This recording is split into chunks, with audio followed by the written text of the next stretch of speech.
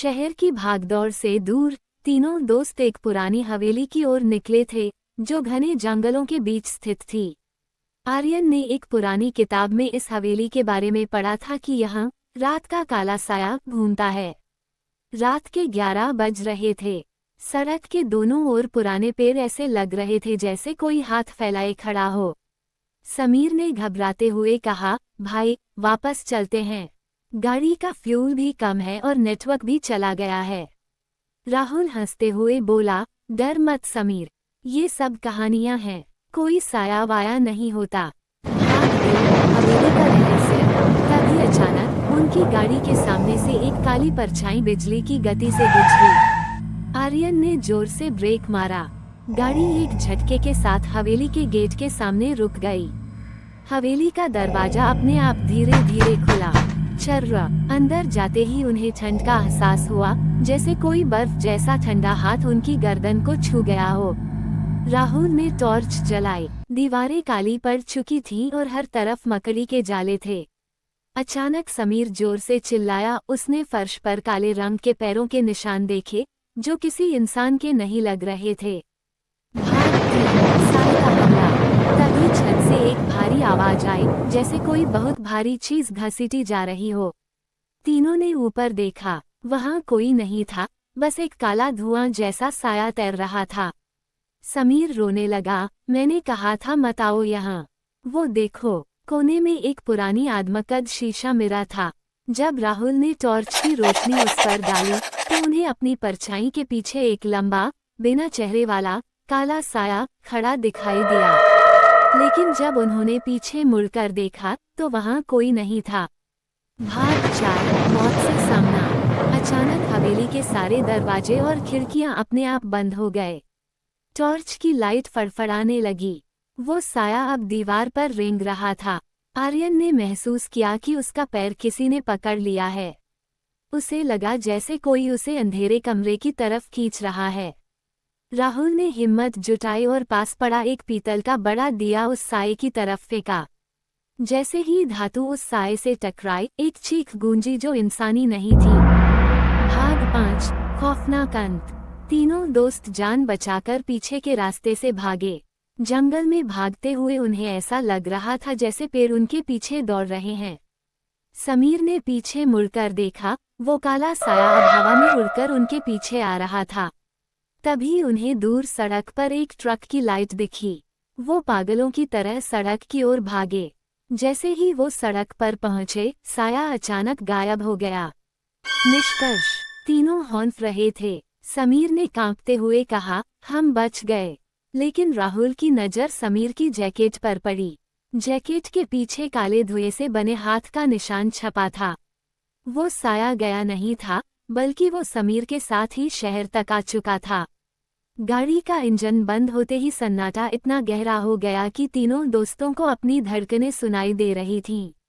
आर्यन ने जैसे ही हवेली के भारी लोहे के गेट को धक्का दिया, पूरे जंगल में कौओं के कांव कांव की आवाज गूंज उठी। समीर ने कांपते हुए कहा, आर्यन देखो उस खिड़की पर। तीसरी मंजिल की एक टूटी हुई खिड़की के पीछे एक धुंधली सी आकृति खड़ी थी, जो नीचे उन्हीं को देख रही थी। लेकिन जैसे ही राहुल ने अपनी पावरफुल टॉर्च वहां मारी, वहां सिर्फ धूल और जाले थे। राहुल ने मजाक में कहा, समीर डर तुझे चीजें दिखा रहा है, चल अंदर देखते हैं इस साए में कितना दम है। अंदर कदम रखते ही हवा का तापमान गिर गया। दीवारों पर पुरानी पेंटिंग्स टंगी थीं, जिनमें लोगों के चेहरे कटे हुए थे। बीच हॉल में एक पुरानी मेज पर एक डायरी पड़ी थी। आर्यन ने उसे खोला। उसमें आखिरी पन्ना खून से सना था और लिखा था, वो रोशनी से नहीं डरता, वो तुम्हारी सांसों की आहट से तुम्हें ढूंढता है। अगर तुमने उसे देख लिया, तो वह तुम्हें अपना साया बना लेगा। अचानक राहुल, जो सबसे आगे था, एक अदृश्य दीवार से टकराकर पीछे गिरा। उसकी टॉर्च फर्श पर गिरकर बुझ गई। अब वे घने अंधेरे में थे। अंधेरे में उन्हें अजीब सी फुसफुसाहट सुनाई देने लगी। ऐसा लग रहा था जैसे कोई उनके कानों के बिल्कुल पास कह रहा हो, यहीं रुक जाओ। वे भागने के लिए मुड़े, लेकिन जिस दरवाजे से वे अंदर आए थे, वहां अब दीवार बन चुकी थी। हवेली अपना रास्ता बदल रही थी। समीर घबराहट में एक गलियारे की तरफ भागा। आर्यन और राहुल उसके पीछे चिल्लाए, लेकिन समीर एक पल में आंखों से ओझल हो गया। उन्हें समीर की चीख सुनाई दी।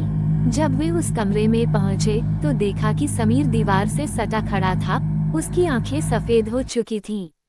उसके सामने फर्श पर उसका अपना साया उससे अलग होकर खड़ा हो रहा था। वो साया 3 गुना लंबा और भयानक था। राहुल ने हिम्मत दिखाई और अपना कैमरा फ्लैश जलाया। रोशनी पड़ते ही वो साया चीखा और धुएं की तरह गायब हो गया। समीर होश में आया, लेकिन वो बहुत कमजोर लग रहा था। आर्यन ने महसूस किया कि ऊपर के झूमर से कुछ टपक रहा है। उसने हाथ लगाकर देखा, वो काला गाढ़ा तरल लिक्विड था। ऊपर देखा तो पूरी छत उस काले साये से ढकी हुई थी। वो साया कोई भूत नहीं, बल्कि एक जीवित अंधेरा था जो अब नीचे गिर रहा था। वे तहखाने बेसमेंट की तरफ भागे, क्योंकि वही एक रास्ता खुला दिख रहा था। वहां उन्हें दर्जनों पुराने पुतले मिले। जैसे जैसे ये लोग आगे बढ़ते, पीछे वाले पुतले अपनी जगह बदल लेते। तहखाने के कोने में एक पुरानी कब्र जैसी जगह थी, जहां एक बड़ा सा शीशा लगा था। आर्यन समझ गया कि यह शीशा ही उस साये का द्वार है। उस साये ने अब राहुल को चारों तरफ से घेर लिया था। राहुल का शरीर धीरे धीरे पारदर्शी ट्रांसपेरेंट हो रहा था। आर्यन ने चिल्लाकर कहा, समीर, उस शीशे को तोड़ो, वही इसकी जान है। समीर ने पास पड़ा एक भारी लोहे का रॉड उठाया और अपनी पूरी ताकत से शीशे पर दे मारा। कड़कड़ाहट के साथ शीशा चकनाचूर हो गया। एक रूह कंपा देने वाली चीख पूरे जंगल में गूंजी। वो काला साया बिखरकर धुएं में बदल गया। अचानक सब कुछ शांत हो गया। हवेली का मुख्य दरवाजा अपने आप खुल गया। तीनों दोस्त गिरते पड़ते बाहर निकले और अपनी गाड़ी में बैठकर शहर की तरफ भागे।